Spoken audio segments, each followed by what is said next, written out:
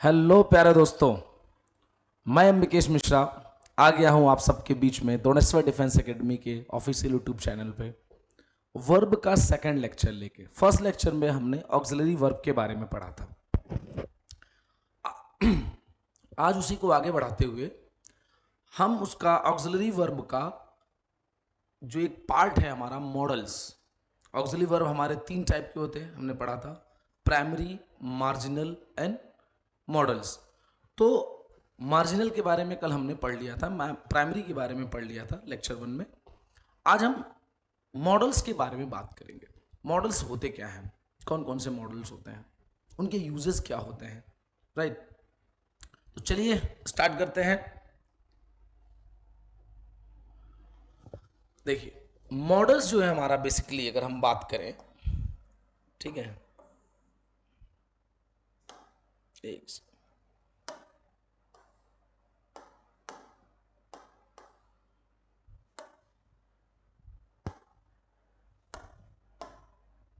ठीक है, अगर हम मॉडल्स की बात करें बच्चों,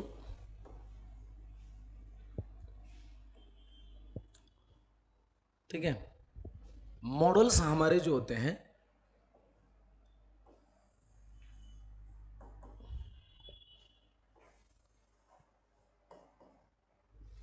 तीन टाइप के होते हैं। कौन कौन से? एक होता है कंप्लीट मॉडल। क्या होता है? Complete models. कंप्लीट मॉडल्स में हमारे क्या क्या आते हैं? कैन, कुड, मे,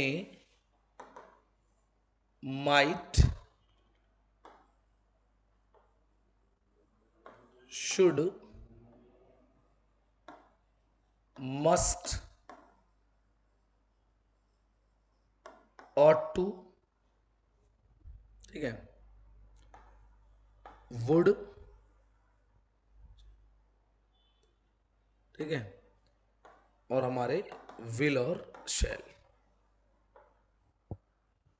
ठीक है, समझ में आ रहा है?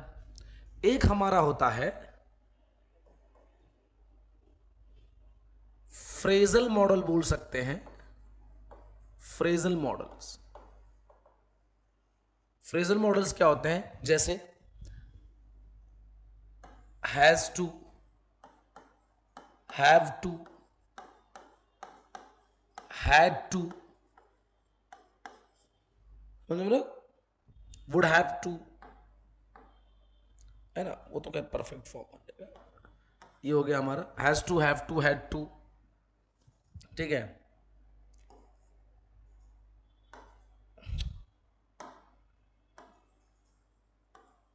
हैड बेटर,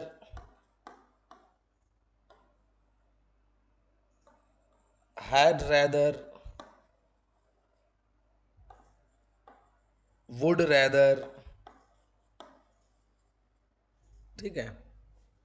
ये हमारे फ्रेजल में आते हैं। फ्रेजल का मतलब दो या दो से अधिक वर्ड मिलके, ठीक है, ये हमारे आ जाते हैं फ्रेजल मॉडल्स में। अब हमें क्या करना है, इनके यूजेस देखने हैं कि कब कहाँ कौन सा यूज होता है। जनरली अलग अलग, कैन कहाँ लगता है, कुड कहाँ लगता है, शुड कहाँ लगता है, वो सब देखेंगे। लेकिन एक्चुअली मॉडल्स का काम क्या होता है, पहले आप समझो।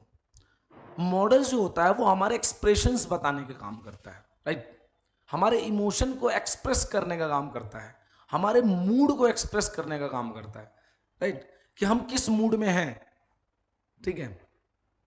कई जैसे कई बार हम डाउट में होंगे, कई बार हम बहुत श्योर होंगे, कई बार हमें जो है रिक्वेस्ट के मूड में होंगे। समझ में आ रहा है? तो जैसा हमारा मूड होता है, मूड ऑफ एक्सप्रेशंस, ठीक है, उसको बताने का काम करता है हमारा मॉडल्स, ठीक है। अब उसके बारे में हम देखते हैं कि कब कहाँ कौन सा, किस मूड में कौन सा मॉडल। हम मूड के अकॉर्डिंग चलेंगे, मॉडल के अकॉर्डिंग नहीं चलेंगे। मॉडल के अकॉर्डिंग चलेंगे तो फिर क्या होता है, कंफ्यूजन हो जाता है कि एक ही मॉडल अलग अलग, मतलब कई मॉडल सेम मूड में यूज हो रहे हैं, ठीक है। तो देखो क्या करते हैं हम, सबसे पहला हम मूड लेते हैं किसका? पॉसिबिलिटी का।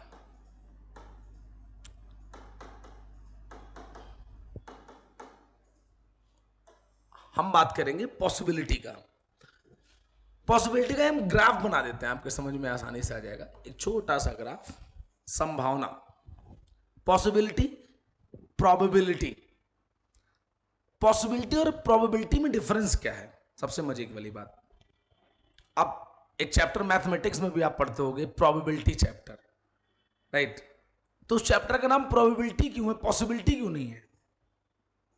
क्योंकि दोनों चीजें एक ही होती हैं। संभावना, जहां संभावना इक्वल हो प्रोबेबिलिटी, जहां पॉसिबिलिटी इक्वल हो उसे प्रोबेबिलिटी कहते हैं ना। 50-50 हो भी सकता है और नहीं भी हो सकता है। किसी काम के, किसी एक्शन के होने की अगर पॉसिबिलिटी 50-50 है, दैट इज कॉल्ड प्रोबेबिलिटी। तो अभी हम बात क्या करेंगे, यानी अगर हमारा 50-50 यानी प्रोबेबिलिटी की हम बात कर रहे हैं, ठीक है। हम किसकी बात कर रहे हैं, प्रोबेबिलिटी की बात कर रहे हैं। प्रोबेबिलिटी बोले तो इक्वल पॉसिबिलिटी, क्या बोलते हैं, equal possibility to something happen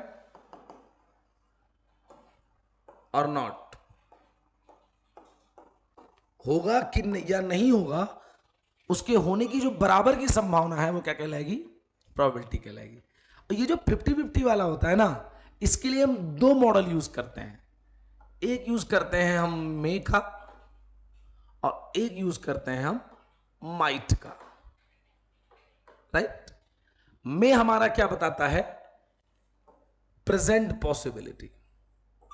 क्या बताता है, प्रेजेंट पॉसिबिलिटी, है ना, प्रेजेंट टाइम में 50-50 है दोनों। अब माइट क्या बताएगा हमारा, past.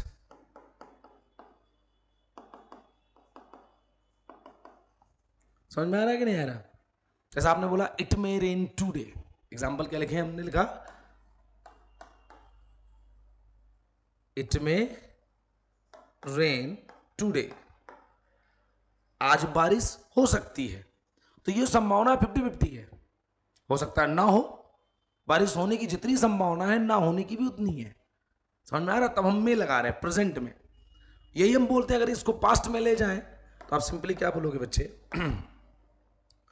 It might rain yesterday, कल बारिश हो सकती थी।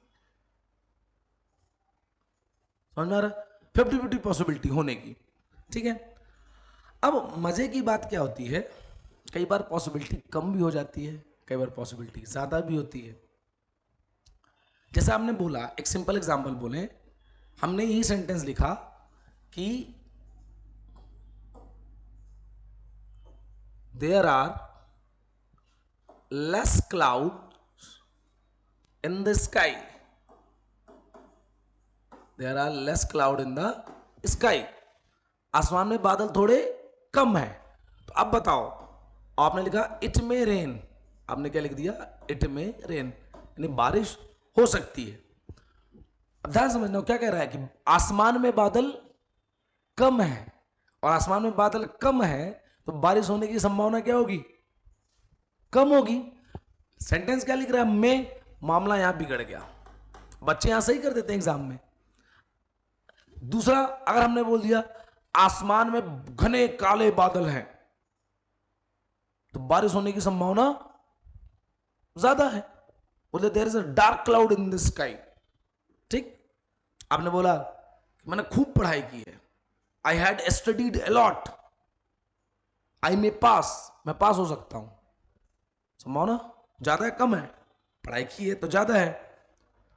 आपने बोला I have I studied a lot, I may fail, मैं खूब पढ़ाई की है, फेल भी हो सकते हैं, लेकिन फेल होने की संभावना कैसी है, कम है, क्योंकि पढ़ाई ज्यादा की। आपने बोला आई हैवंट स्टडीड अलॉट, खूब पढ़ाई नहीं की, खूब पढ़ाई नहीं की तो फेल होने की संभावना ज्यादा है, पास होने की संभावना कम है। समझ रहे हो? आपने बोला कि he used to travel in luxury cars, stays in luxurious hotels, he may rich, अमीर होने की पॉसिबिलिटी, अमीर हो सकता है, ज्यादा है।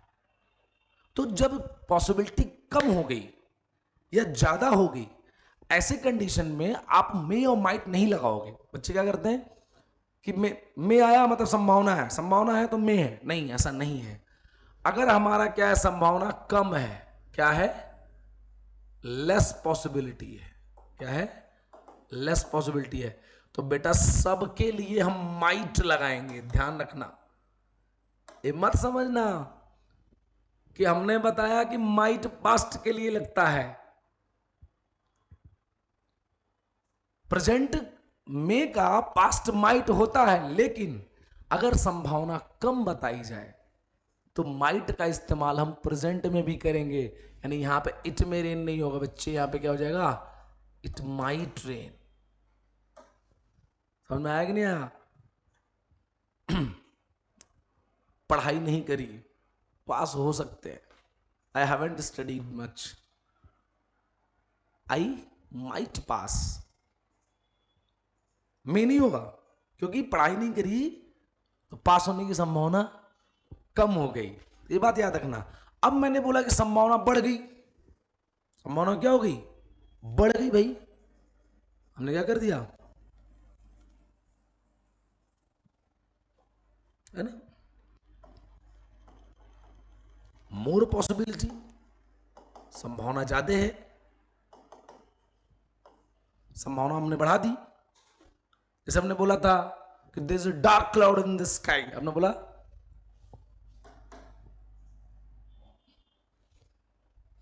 There are dark clouds in the sky. तो क्या बोला आपने, लिखा it may rain, same sentence हमने लिखा, चेंज क्या किया, वहां बादल कम थे, यहां बादल ज्यादा है, घने काले बादल हैं, तो अब बारिश होने की संभावना क्या है, ज्यादा है। और जब भी ज्यादा हो जाए बेटा संभावना, तो आप क्या लगाओगे, हमेशा हमेशा लगाओगे मस्ट। क्या लगाओगे, मस्ट। ध्यान रख लेना, ठीक है। मस्ट अनिवार्यता भी बताता है, वो आगे हम बताएंगे आपको। लेकिन अगर संभावना बढ़ जाती किसी चीज की, there are dark cloud in the sky, it must rain, पक्का बारिश होगी, संभावना ज्यादा है ना। I have studied a lot, I must pass in the exam, खूब पढ़ाई की है, पक्का पास होंगे, संभावना ज्यादा है। श्योरिटी भी बता रहा है, सर्टेनिटी भी बता रहा है। भाई जिस चीज की संभावना बढ़ गई, उस काम के होने की सर्टेनिटी भी बढ़ जाती है। बात समझ में आएगी नहीं, सर्टेनिटी कम हो रही है यानी पॉसिबिलिटी कम हो रही है। Do understand? तो जहां संभावना बढ़े वहां मस्ट, जहां संभावना कम हो वहां माइट। एक और दूर की संभावना, यानी हमने क्या बोल दिया, फार्दर पॉसिबिलिटी। क्या है बच्चे, farther possibility.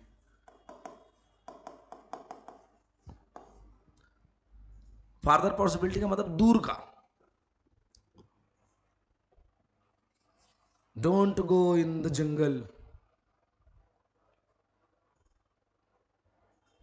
There may be lion, there must be lion. गलत है, जंगल में मत जाओ, शेर हो सकता है ना। झाड़ी में मत जाओ, सांप होगा। दूर की संभावना, दिख नहीं रहा है, दूर की संभावना का that is away from your vision. Intelligence का रिपोर्ट आया कि मॉल में बम हो सकता है, दूर की संभावना है। या आप लोगों ने मेट्रो में सफर किया होगा, अगर दिल्ली में, मुंबई में कहा, दिल्ली में, लखनऊ में, जो भी मेट्रो सिटीज हैं, तो मेट्रो में एक अनाउंसमेंट होता है, अगर आप ध्यान से सुनोगे, कि if you find any suspicious things please inform the guard और policeman, it could be bomb. समझ में आ रहा है? क्या बोला, it could be bomb. Could दूर की संभावना है कि अगर कोई भी आपको संदिग्ध चीज नजर आए तो उसको, पुलिस को बताओ, गार्ड को बताओ, ये बम हो सकता है या कोई और खतरनाक चीज हो सकती है। इस बार मेट्रो में अनाउंसमेंट ध्यान से सुनना, वो क्या बोलेगा, कुड, यानी दूर की संभावना बताने के लिए हम क्या लगाते हैं? कुड। अब बोलोगे कुड तो कैपेबिलिटी के लिए भी लगाते हैं, जरूर लगाते हैं कुड कैपेबिलिटी के लिए, हम आगे आपको बताएंगे। तो ये बात ध्यान रखना बेटा कि आपने बोला someone rang the doorbell, किसी ने दो दरवाजे की घंटी बजाई, है ना?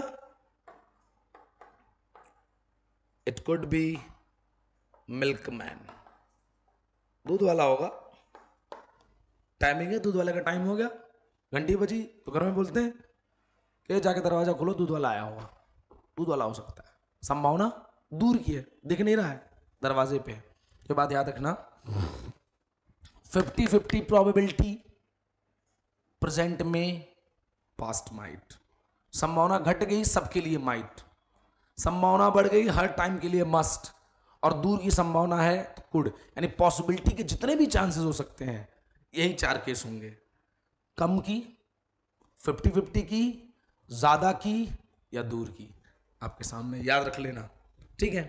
आई बात समझ में? अब बात बढ़ते आगे, अब हम लेके चलेंगे क्या, रिक्वेस्ट की बात करते हैं ना, रिक्वेस्ट या परमिशन के लिए सब लोग यूज करते हैं, रिक्वेस्ट या परमिशन के केस में यहां पे भी सेम सीन है, यहां पे भी हमारे कितने हैं, एक है हमारा मे,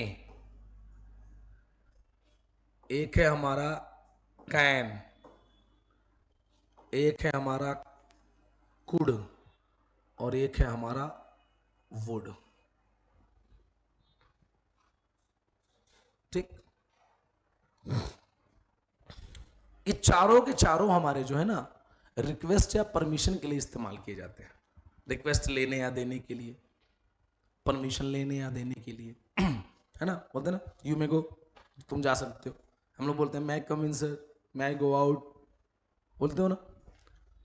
तो मे का सिंपल है, मे का यूज किस लिए करते हैं हम? फॉर्मल रिक्वेस्ट के लिए ना, इसके लिए फॉर्मल रिक्वेस्ट या परमिशन के लिए करते हैं, औपचारिकता के लिए। फॉर्मेलिटी कब होती है बेटा? फॉर्मल कब होता है? ऑफिशियल चीजों में बात करने में, आपसे कोई बड़ा है, आप उसको थोड़ा सा फॉर्मल हो जाते हो, बॉस, टीचर, पेरेंट्स, है ना, बड़ों से बात कर रहे हैं तो एक फॉर्मल औपचारिकता होती है, थोड़ा सा सम्मान के साथ, तो वहां आप क्या बोलते हो? मे आई कम इन, सामने बोला यस यू मे कम, या you may not, you may go, आप जा सकते हैं, राइट? तो ये फॉर्मल है हमारा, ठीक है, सिंपल है।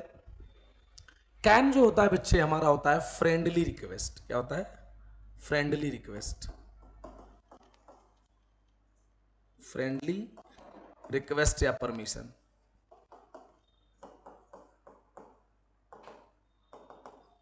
अब यहां पे बड़े से परमिशन ले रहे हो तो मे, और दोस्त से परमिशन ले रहे हैं तो कैन। पापा से पूछा क्या मैं पिक्चर देखने जा सकता हूं, बोलोगे मे आई गो। दोस्त से पूछोगे क्या मैं जा सकता हूं, कैन आई गो, मे आई गो नहीं, कैन आई गो। सेंटेंस बताएगा कि फ्रेंडली रिक्वेस्ट है। आपने बोला, अपने दोस्त से बोला may I have your pen, गलत, फ्रेंड है, can I have your pen, can I sit here, क्या मैं यहां बैठ सकता हूं, फ्रेंडली। समझ में आ रहा है कि नहीं यार? फॉर्मल में, फ्रेंडली कैन। कुड जो होता है हमारा थोड़ा सा क्या है बेटा? पोलाइट रिक्वेस्ट, पोलाइट रिक्वेस्ट,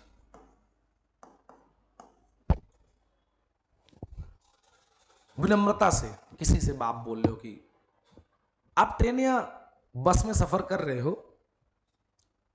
एक बार एक इंसिडेंट हुआ मेरे साथ,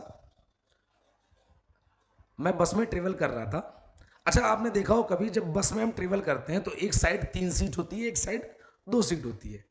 तो कभी नोटिस करना, अगर उस 3 सीट वाले में पहले वाले सीट पे कोई लेडीज या लड़की बैठी है आगे की रो में, तो वो 2 सीट तब तक नहीं भरेगी जब तक बस ना भर जाए।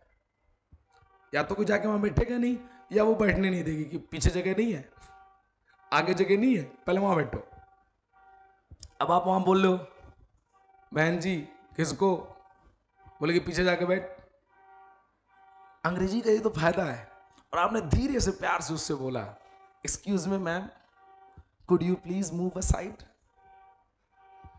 आएगा उसका बस चलेगा तो सारी सीट छोड़ के खुद खड़ी हो जाएगी, क्योंकि आपने क्या किया, प्यार से पोलाइट रिक्वेस्ट किया गुड के साथ, could you please move aside. Try कर लेना अगली बार ट्रेन या बस में, मेट्रो में, तुरंत सीट मिलेगी। अंडरस्टैंड। तो जहां हमने पोलाइट रिक्वेस्ट किया वहां हमने क्या कर दिया, कुड लगा दिया। समझ में आ रहा है। वुड कहां लगाएंगे, वुड भी पोलाइट ही रिक्वेस्ट है, पोलाइटली, बट इसका यूज हम जनरली करते हैं ऑफर्स के लिए। किसके लिए बेटा, ऑफर के लिए। ऑफर वाले में जब हम पोलाइटली रिक्वेस्ट करते हैं ऑफर करने के लिए किसी को, सेम कंडीशन, अब तुम बस में बैठ के ट्रेवल कर रहे हो बगल में, ठीक, आपका मन हुआ चिप्स खाने का, बिस्किट खाने का, आपने पैकेट खोला, ठीक, और आपने सिंपली पूछा उससे खाओगी ना, तुम अपना खाओ हम ना खाने के, ठीक। आपने धीरे से प्यार से सिर्फ वही, would you like to have some chips, would you like to have some drinks, some cold drinks, coffees. जब भी कभी आपके घर पे मेहमान आते हैं तो आप बोलते हो would you like to have some food, would you like to have some snacks, would you please have a cup of tea. चाय लीजिए। अब बोलते हैं ना किसी को, घर पे कोई है आगे, प्लीज चाय मंगा दिया, अब चाय रखी हुई आगे, नहीं पी रहा है तो क्या बोलते हैं, लीजिए। तो आप बोलोगे would you please have a T, have a cup of T. तो जब भी कभी आप पोलाइटली किसी को रिक्वेस्ट कर रहे हो ऑफर के लिए, अंडरस्टैंड, किसी को प्रस्ताव दे रहे हो, है ना, would you like to go with me for a movie, पूछते हैं ना, डेट के लिए ऑफर कर रहे हैं, पूछ रहे हैं, would you like to come with me for a cup of coffee. जब भी कभी आप किसी को ऑफर कर रहे हो किसी चीज के लिए, किसी काम के लिए, है ना, तो हमेशा आप क्या करोगे, वुड का इस्तेमाल करोगे। सिंपल पोलाइट रिक्वेस्ट एक्शन करने के लिए कुड का रिक्वेस्ट।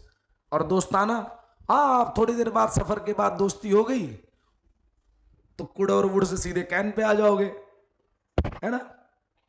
फ्रेंडली रिक्वेस्ट तो याद रहे, एग्जांपल्स के साथ लिखते हैं, सारे सबके एग्जांपल लिखते हैं। मे का लिख सकते हो कि मे आई गो आउट सो, मे आई गो आउट सो। अब देखना, सर मैम ऐसे टर्म जैसे लग गए तो उसका मतलब वहां तुरंत औपचारिकता बढ़ जाएगी। आपको तुरंत क्या ध्यान रखना है, मे, है ना। उसने लिख दिया can I sit here my friend, can I sit here my friend. अब तो जैसे उसने बोला माई फ्रेंड, तुरंत आपने क्या लगाया, कैन, क्योंकि ये क्या बता रहा है, दोस्ताना रिक्वेस्ट, है ना। हो सकता है कि पिताजी के बगल में बैठना हो तो मैं बोलना, समझ में आया, बॉस के बगल में बैठना हो, अपने से बड़ों के बगल में बैठना तो मैं। वो देखो एग्जाम और स्पोकन में डिफरेंस यही होता है, इन सारी चीजों का स्पोकन में हम बहुत यूज करते हैं, बट एग्जाम और स्पोकन का डिफरेंस पता क्या है, कि स्पोकन में जब इंग्लिश हम जो बोलते हैं ना, हमने जो बोल दिया वैसा सामने वाला समझेगा, ठीक। रिटर्न में क्या होता है कि जैसा वो समझाएगा वैसा आपको टर्म यूज करना है। वो खुद बताएगा कि भैया बड़ों की बात हो रही है, फॉर्मेलिटी में आ जाओ।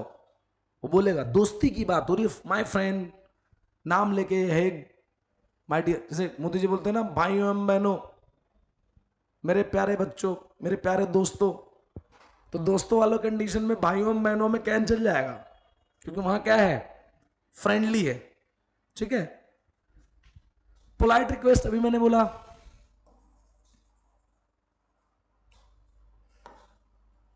Could you please move aside, है ना। एंड ऑफर वाले में would you please have a cup of T. समझ में आ रही बात।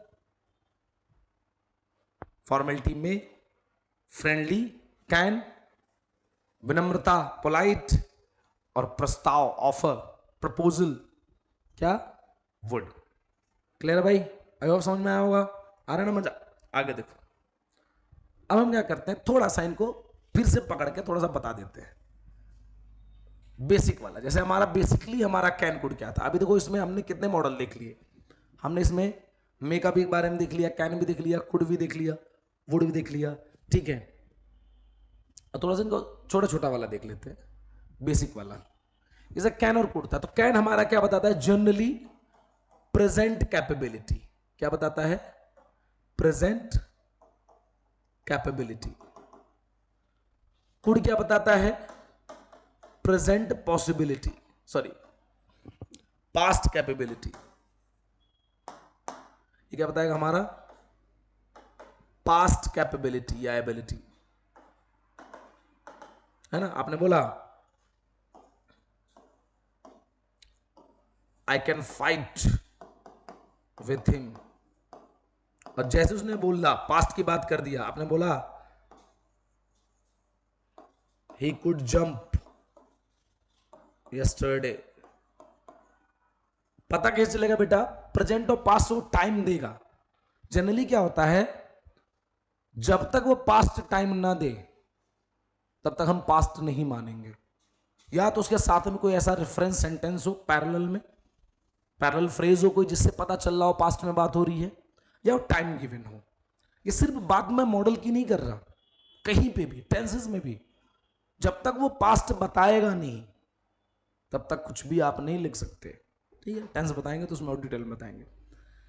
अब यहां से क्वेश्चन क्या बताया, जनरली हमने दिया प्रेजेंट कैपेबिलिटी, पास्ट कैपेबिलिटी। एक क्वेश्चन क्या बनता है,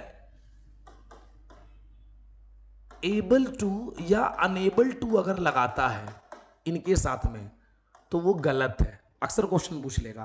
जैसे आपने बोला he can able to fight, गलत है बेटा। यहां से एबल टू अनेबल टू हटा दो। तो ये बात ध्यान रखना है, कैन और कुड के साथ एबल टू या अनेबल टू का इस्तेमाल नहीं करेंगे। ये क्या बता देता है, ये सुपर फ्लॉज केस हो जाएगा, क्योंकि एबल टू अनेबल टू भी अपने आप में एबिलिटी बता रहा है, और कैन कुड भी अपने आप में क्या बताता है, कैपेबिलिटी एबिलिटी बताता है, इसलिए यहां से नहीं लगाएंगे। क्लियर है भाई? ठीक। अब बात करते हैं, एक हमारा मॉडल होता है शुड, एक हमारा मॉडल होता है ought to, और एक हमारा मॉडल होता है must। ध्यान समझना, शुड क्या बताता है हमारा, सजेशन। क्या बताएगा बेटा? सजेशन। या आजकल एडवाइस के लिए भी यूज करते हैं, ठीक है। ought to जनरली यूज होता है मोरल एडवाइस के लिए, या बोल सकते हो मोरालिटी या मोरल एडवाइस के लिए। अब आजकल क्या है ना, स्पोकन में ट्रेंड हो गया है, ought to का यूज धीरे धीरे खत्म हो जा रहा है। रिटन में भी अब कम पूछा जाने लगा, लेकिन जिसका जो यूज है वो आपको ध्यान रखना है। जैसे अभी हम विल सेल की बात करें तो सेल का यूज धीरे धीरे खत्म हो जा रहा है, हर जगह विल का यूज जनरली इंग्लिश लैंग्वेज में होने लगा है। उसी तरीके से ought to का भी यूज धीरे धीरे खत्म हो रहा है, इसकी जगह कौन ले रहा है अब, शुड ले रहा है। तो ये इतना बहुत ज्यादा इंपॉर्टेंट नहीं एग्जामिनेशन पॉइंट ऑफ व्यू से, but language point of view से आपको पता होना चाहिए कि डिफरेंस क्या है। और मस्ट क्या बताता है हमारा, मोरल ड्यूटी। अब ध्यान से समझना, बड़ा अच्छा टर्म है। What is the difference between morality and moral duty? नैतिकता और नैतिक कर्तव्य, डिफरेंस क्या है समझना। नैतिकता जो होती है वो एक कल्चर, सोसाइटी, ट्रेडिशन, इस पे डिपेंड करती है, राइट। वो सब पे लागू होगा कि एक समाज में, एक देश में, एक सभ्यता में, एक संस्कृति में क्या करना चाहिए। जो नैतिकता है वो हमारी मोरालिटी है। लेकिन उसी समाज में, उसी कल्चर में हर व्यक्ति की अपनी अलग अलग मोरल ड्यूटी होती है, हर व्यक्ति का अपना अलग अलग नैतिक कर्तव्य होता है। फॉर एग्जाम्पल, आप इंडिया में रहते हो, ठीक है, तो इंडिया में सारे लोग रह रहे हैं, तो हम सबके लिए क्या है, we are to respect our constitution.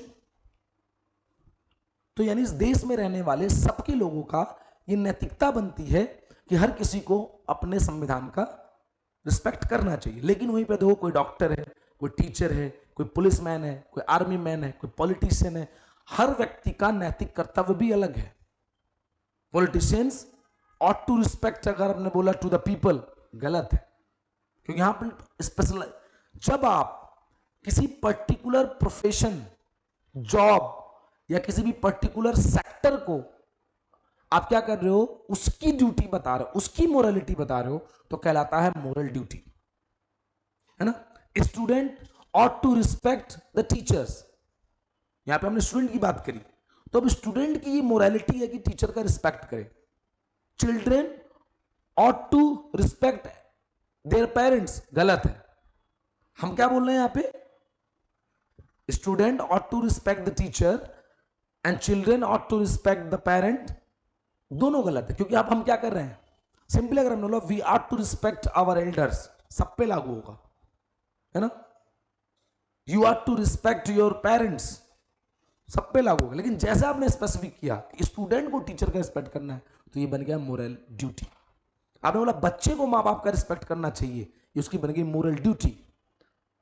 A doctor must treat well, must treat the patient well, अब उसकी मोरल ड्यूटी है।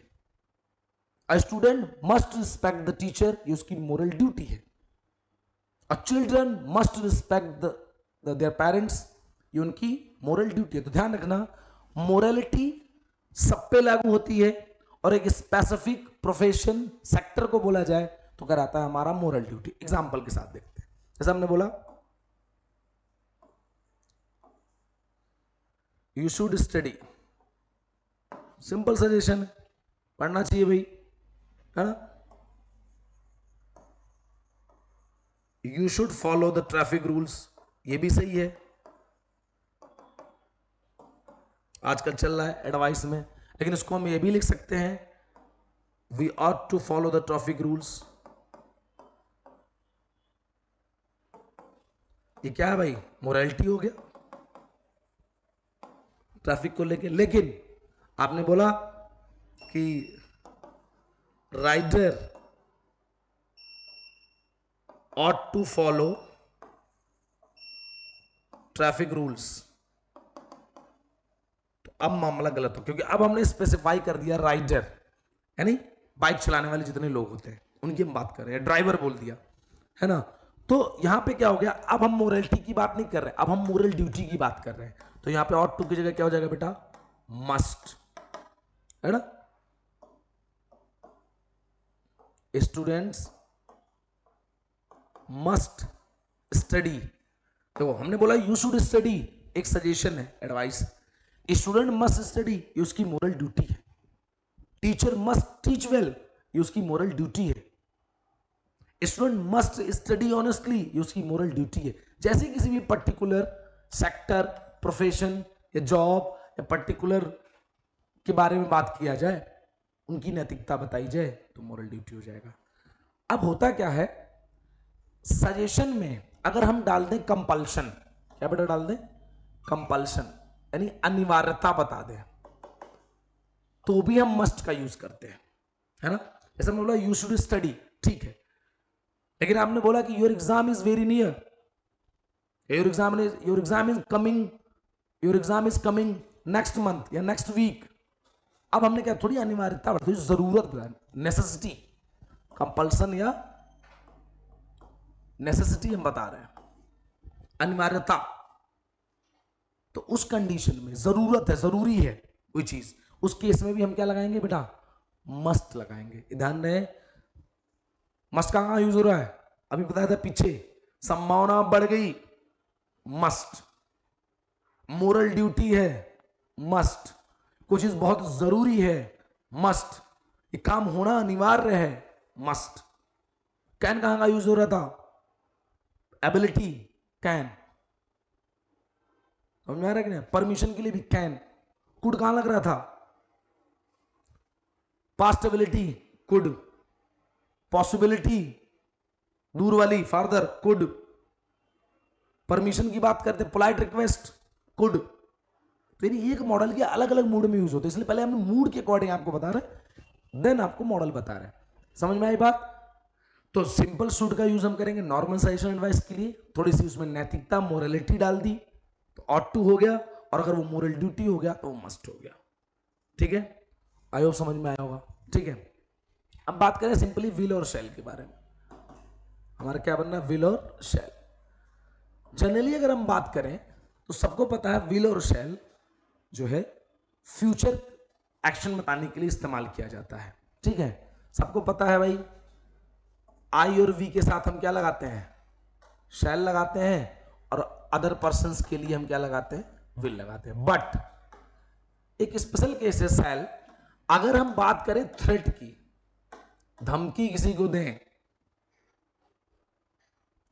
तो शैल लगेगा, विल नहीं लगेगा सबके साथ। अगर सिंपल आपने बोला कि if you not complete your work, if you do not complete your work you will be beaten, ये रिजल्टेंट है कि अगर काम पूरा नहीं करोगे तुम पिटोगे। एक एक्शन का रिजल्टेंट है, वहां विल चलेगा। लेकिन आप किसी को धमकी दे रहे हो कि if you come here you will be beaten, अगर तुम यहां आते हो तो पक्का पिटोगे, ये धमकी हो गई, तो विल यहां पे गलत हो गया। अब क्या हो जाएगा? You shall be beaten. हमेशा याद रखना, जहां हम बात थ्रेट की करेंगे, अब तो पता कैसे चलेगा धमकी है? सेंटेंस से। मॉडल्स का सारा खेल बेटा आपकी रीडिंग स्किल पे डिपेंड करेगा। सेंटेंस को पढ़ के, अड़ोसी पड़ोसी को ताक झांक कर करके, अगल बगल के सेंटेंस को, और आपको उस सेंटेंस का मूड और एक्सप्रेशन समझना पड़ेगा, तब आपको मॉडल का यूज करना पड़ेगा। इसके एक्सरसाइजेस भी मैं अलग से आपको करवाऊंगा, तो आप समझोगे कि कैसे सेंटेंस में पहचानते हैं कि कौन सा मूड एक्सप्रेशन है। तो पहले तो जान लो कि किस मूड एक्सप्रेशन में कौन सा मॉडल लगता है। ठीक है, सिंपल है, विल शैल, स्पेसिफिक केस में ना threat, you shall be beaten. Clear है भाई? हम धमकी दे रहे हैं, पक्का पिटोगे। ठीक है, पढ़ाई वढ़ाई नहीं करोगे तो पिटोगे, ये रिजल्टेंट है। लेकिन अगर बेटा आ गए, अगर बाहर में लड़के बोलते हैं ना, ऑफलाइन क्लास में क्या होता है, अगर टीचर ने बच्चे को पीट दिया आजकल स्कूलों में, कोचिंग्स में, किसी गलती पे, तो लड़का बोलता है ना, गुरुजी मिलो बाहर, उसी चौराहे जाते हो ना, आओ बता रहे हैं तुम्हें हम, धमकी होगी। ठीक है, मगर ये गलत बात है, ऐसा नहीं करना चाहिए। ठीक है, तो धमकी के लिए विल और शैल। तो आई होप आपके मॉडल सारे समझ में आ गए। बेसिकली यूजेस इनके यही हैं, ज़्यादा बहुत डीप या बहुत ज़्यादा सीरियस नोट नहीं है। एनडीए के एग्जाम में तो उतना आता भी नहीं है। एनडीए सीडीएस में आप पूछ लेता है, क्योंकि सीडीएस में नंबर ऑफ क्वेश्चन बहुत ज़्यादा होते हैं, 120 क्वेश्चन होते हैं, लेकिन एनडीए में बहुत रेयर पूछता है। एनडीए में मॉडल्स के क्वेश्चन नहीं बनते हैं। हाँ, एयरफोर्स में बनेगा, एफकैट में बनेगा, अग्निवीर में बनेगा, सीडीएस में बनेगा।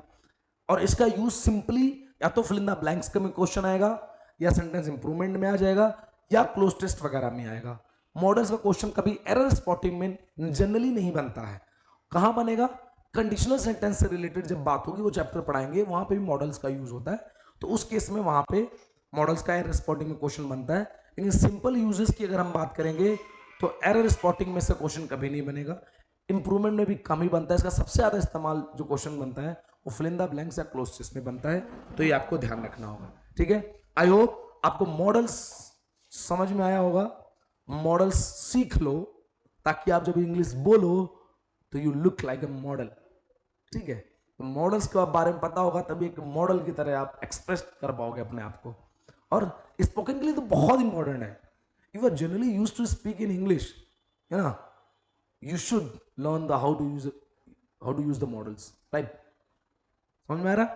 अच्छा, इसमें एक और चीज होता है, वो मैं आपको कंडीशन में आगे पढ़ाऊंगा डिटेल में, कि मॉडल का परफेक्ट फॉर्म होता है। जनरली मॉडल का परफेक्ट का मतलब छोड़ो, बता ही देता हूं कि अगर हम मॉडल के परफेक्ट की फॉर्म की बात करते हैं, तो जैसे आपने देखा होगा फ्यूचर परफेक्ट की अगर हम बात करते हैं तो हम क्या लगा देते हैं? फ्यूचर परफेक्ट आपको पता होगा, will have, shall have, verb की थर्ड फॉर्म। तो वही सब पे अप्लाई कर दो कि मॉडल का परफेक्ट फॉर्म क्या होता है कि कोई भी मॉडल हो, कोई भी मॉडल हो प्लस आप क्या सबके साथ हैव लगाओगे, यहां क्वेश्चन बन जाता है, हैज लगा देता है, हैव वर्ब की थर्ड फॉर्म। ठीक है, ये हमेशा याद रखना। जैसे क्वेश्चन बनेगा कि क्वेश्चन दे दिया कि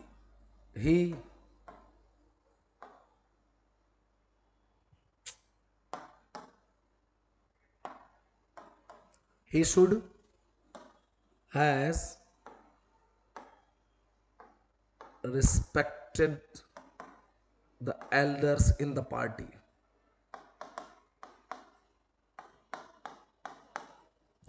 तो बेटा यहां गलती होगी, आप क्या सोचोगे ही है तो हैज सही है, नहीं। जब मॉडल लग गया शुड तो सबके साथ हैज क्या नहीं लगाएंगे, सबके साथ हैव लगाएंगे, चाहे वो सिंगुलर हो चाहे प्लूरल चाहे कुछ भी। अच्छा मजे की बात बता देता हूं आपको कि इसका मीनिंग क्या निकलता है। आपको पढ़ के क्या लग रहा है कि he should have respected the elders in the party, उसे पार्टी में बड़ों का सम्मान करना चाहिए था लेकिन किया नहीं। बात समझना, मॉडल का परफेक्ट फॉर्म का मतलब होता है उसका उल्टा मीनिंग बताता है कि ऐसा कुछ होना था लेकिन हुआ नहीं। कंडीशन में भी आप पढ़ोगे है ना कि if you had told me I would have helped you, अगर तुमने मुझे बताया होता तो मैं तुम्हारी मदद करता लेकिन मदद किया नहीं क्योंकि बताया नहीं। समझ में आया कि नहीं आया? तो जो मॉडल का परफेक्ट फॉर्म होता है हमेशा उस एक्शन को बताता है जो कभी हुआ ही नहीं, होना था। हम वही चीज है, शुड है होना चाहिए था नहीं हुआ, कैन कुड है कर सकते थे नहीं किए, I could have beaten him उसको पीट सकता था लेकिन पीटा नहीं, इसका मीनिंग है। I can have qualified the exam, मैं एग्जाम क्वालिफाई कर सकता था लेकिन नहीं कर पाया। यानी ऐसा कुछ जो अनहैपेंड है, होना था नहीं हुआ। तो हमेशा मॉडल का जो परफेक्ट काम होता है क्या बताता है, एक्शन जो कुछ हुआ नहीं है उसके बारे में बताता है। एक कंडीशनल में इसका ज्यादा यूज होता है इसलिए इसको मैं भी नहीं बता, आपको बहुत डिटेल में नहीं बता रहा हूं। मॉडल का परफेक्ट फॉर्म कंडीशन सेंटेंस, हमेशा कंडीशन बताएगा ना कि क्यों नहीं हुआ भाई या क्यों नहीं कर पाए। ठीक है, तो उसके लिए एक कंडीशन का पार्ट है, इसलिए बहुत डिटेल में हम नहीं लेके गए। ठीक है तो आज के लिए बेटा बच्चों आज का लेक्चर इतना ही, कल मिलते हैं बहुत ही इंपॉर्टेंट टॉपिक लेकर के।